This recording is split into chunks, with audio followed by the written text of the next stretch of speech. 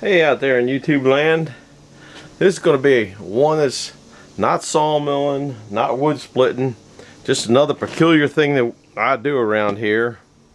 I'm working on my ice machine. I've been watching Andrew down in Florida on his ice machine. He made his own ice machine, which I'll tell you what, hats off to that guy. He sure did a good job. This is my ice machine I bought. It was a non-working one. People have been working on it for a couple years, couldn't get it to work. And I bought it for $40, twice what they thought they were going to get it for at the scrap yard. And I'm going to show you how the thing works. Hopefully it'll work. And then I'll bring you back later maybe to show some ice cubes in it. I don't know how to edit a stop and bring you back into the same film, so it'll just have to be another movie We Got Ice. So look forward. But here's how this thing works. If I can get here to show you. Now the bottom is just a 400 pounds of ice down here. So all that is an ice chest. This up here is what makes it. And what it does is there's a pump over here. Well, here's a float assembly, so water comes in through the float assembly and fills this chamber up just a hair. I mean, you don't want more than about 1/4 of an inch because it's got to chill all this water. And then there's a pump up here that pumps up here. And then this whole grid here is where the ice cubes are. These are about 1-inch square ice cubes. Maybe a little stronger. This gets cold. And as it freezes, the water trickles down here and flows through all these. And then the leftover water goes over here. The chilled water then comes over here and goes back up. And there's no filters on this thing. I get crystal clear ice on this thing, because as the water comes down, water will freeze before the contaminants in the water freeze. Now the contaminants are small enough that you can't see, okay? When you freeze a cube of ice in your freezer, in your house, or you have an ice maker or something like that, you'll see how the center of it usually gets white. That white is where the contaminants are. And what this does is this keeps the contaminants, because they don't freeze as fast as the water, keep washing down here and come into this bin, keep washing down here and come into this bin. Now when it goes into harvest, there's a bridge up here. I'm hoping that you're in here. This measures the thickness of the whole sheet of ice right here. So you want a certain thickness there, and it's adjustable, and it also swings out. When this block of ice, then when it goes to harvest, okay, this will connect here, I guess through electrolysis somehow, and it says, okay, we have enough ice. We are full. So then this thing will turn and change this thing around. Then instead of pumping the water up and having the compressor run to heat this, it turns and makes the compressor, instead to cool it, it changes it to heating it. Then this water that's over here in this little, I don't know, tank or whatever you want to call it, then it goes, instead of going up here, it pumps it out. There's a relay up here someplace. I can't. Well, this relay tells it to switch. Okay, this thing here goes here. This thing here tells it it's harvest of the ice. You can't see it up here, but there's a little micro switch up here, and then it says it's time to harvest ice. Back here, there's another line. So instead of pumping that water up all the time, this contaminated water over here that's contaminated, meaning there's particles so small you can't see it, but the ice knows it's there, takes it out and dumps it. I just have it dump out in the yard. And then when this is the thing here that goes on there, I'm not going to put it on quite yet. I'm going to show some water. This is also broken, but this thing will swing out, and when it swings out, this little part here hits the micro switch up here. That was another part that I had to fix here. There are quite a few little things broke on this thing that made it not work, but it was certainly worth $40 to me. Anyhow, I'm going to open up the float now. Now it's starting to get water, which it's just such a small amount of water that it needs. I'm going to take you off of this for a second, I think. Maybe you can see down in there.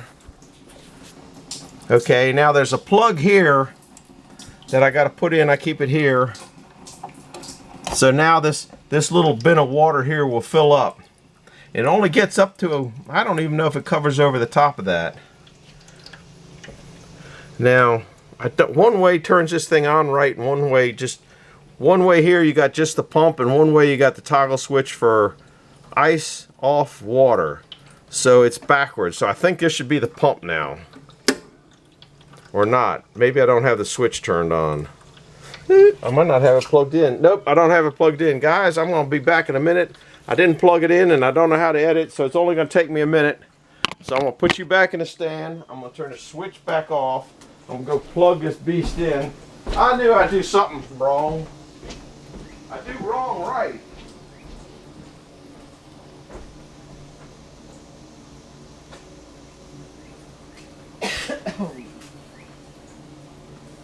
Seems it's just an outdoor plug over here on the side of the house. I don't have to go too far to plug it in, thank goodness, or I'd be in deep trouble. So hopefully now this will, oh man, this plug is nasty. It's a GFI, it's got water all over it.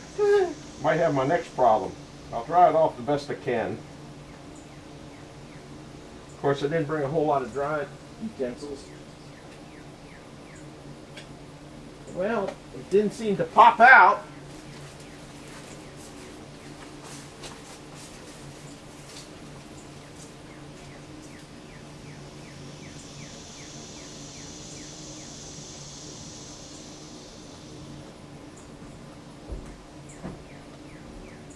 Well, I'm back up here. Let's see if this thing will go on and start pumping water. Hopefully it will. That was another thing they did wrong with it. Here it says ice, here it says water. It's backwards. Alright, now you can hear it. Now you can see the water. Can you see it there? It's still filling up with water down here because I just fired it up. And it took all the water. Once it gets up there, you'll see it start to drip. And it'll, once it's not quite up there, I don't think, or maybe it's, oh no, it's still down here. There it goes. It's almost there. You can see how much little water comes through this. It's only a 1/4 inch line feeding this thing. And I think I turned it on. Alright, we're getting there. You can see how the water dribbles over it. Now that was one thing neat about Andrew's. He had a tabletop ice maker.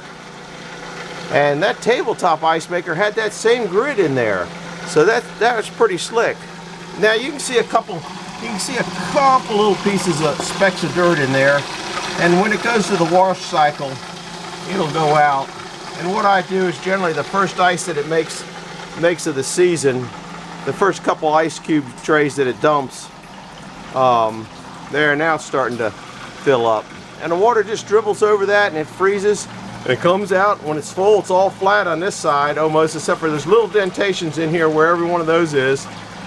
I could make that less by changing the increase. And see right here it says increase, I don't know if you can read that, but it says increased bridge thickness. So you can change that. Everything's adjustable on this. But that looks pretty good. It should have rinsed itself down pretty good. I cleaned all that out down in there with the Clorox. So I'm going to go ahead and turn it off, and then we're going to come back. I'm going to make another movie. That's how it works. So it comes up, the water dribbles down, the contaminants or the impurities in the ice, we'll call it that. That sounds a little bit better. The impurities go down, they go across here, and then as this water is chilled, and it keeps going up and it circulates around and around. And then you can't see way back there, there's a dump thing there. So when it goes to harvest, it takes all the excess water here and dumps it down a drainage tube. Actually, it goes out into the garden. Anyway, I think that about does it for the ice machine. We'll bring it back hopefully in a couple hours and we should have some ice. This thing makes 400 pounds. 400 pounds, uh-oh, it stopped pumping. What happened here? I don't know why it stopped pumping. It's the first opening up of the season. Here we are, August. I think it's the second week, or no, the 2nd or 3rd of August. And I'm just firing up the ice machine. And now, Andrew is real right. One of these things here, the ice down there is only at 32 degrees, give or take a degree, I'm sure. And what happens is if you have all this ice in here, it just melts down every day. So what I do is I'll make 400 pounds of ice and put it in my deep freezer that takes it down to 0, and then just let this thing, I'll just turn it off until the next time I need ice. And it takes me a while to go through 400 pounds of ice, but we just went on a a trip, and we took 40 pounds of ice with us, so it's pretty good. I want to always use the old ice up. I put it in fresh bags every year, or every time I make it. And then we got cooler ice, what I call cooler ice, and what I have called drinking ice. The cooler ice goes in old ice bags because those bags cost more than it makes to make the ice. And like I said, I can make 400 pounds all night. By this time tomorrow, I'll have this bin completely full. So anyhow, that's it for this movie. If you like these kind of goofy movies, this is not the normal movie. This is not the normal movie. I'll go ahead and put this on now that I'm thinking about it. This thing here's broke too. So you kind of just slip it in the hole there. And then over here, you got to kind of, because it's not quite right, it's kind of tender. Now I can replace that. And see, then when it makes the ice, it goes like this. And there's a little micro switch up here, and that tells it just dumped the ice, go back to making another thing of ice. So that's where we're at. We're going to turn it off and see if it'll come on and freeze at least. Hopefully the compressor will come on. Yep, I heard it come on. Get my Clorox out of here. I got to keep cleaning up. Anyhow, that's it. We'll bring it back either tonight or tomorrow, whenever's most convenient. See you later. This is my ice machine. Bye-bye.